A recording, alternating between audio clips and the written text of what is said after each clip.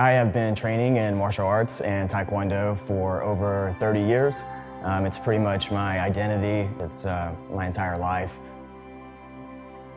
My name is Elvis Price, and this is my story. In 2017, I tried out for Team USA, and during the qualifiers, I sustained a complete ACL tear.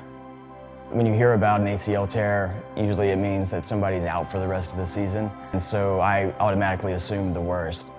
When I found out about the injury, I definitely investigated my options and found out that there's a possibility of rehabbing it and avoiding the surgery. Unfortunately, though, I had no knowledge of what to do. Even though I've been active as an athlete for most of my life, I've been able to train around certain small injuries, but encountering an ACL tear was completely new territory, and it was pretty intimidating. I knew I wanted to rehab it, I wanted to compete, but I didn't know how to get there. I mean, I thought that instantly that I was gonna have to drop out and not be able to do the competition. Me being 37 years old at the time, I really didn't know how that would factor into being able to rehab it. The other concern is that the World Championships was gonna be just in a little over 4 months.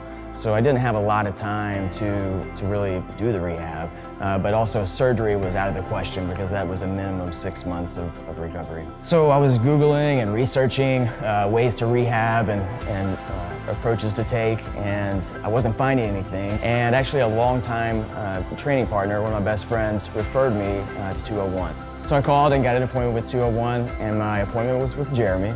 From the very beginning, I could tell that this guy had an interest in my case. It felt like I wasn't just a chart walking in the door, but I was a person with a story. And I felt like he wanted to know what my story was, and that instantly made me comfortable and gave me some confidence about the whole process. The first session was kind of what set everything up. He drew up on the board, here's your knee, here's what's injured, here's what needs to be fixed.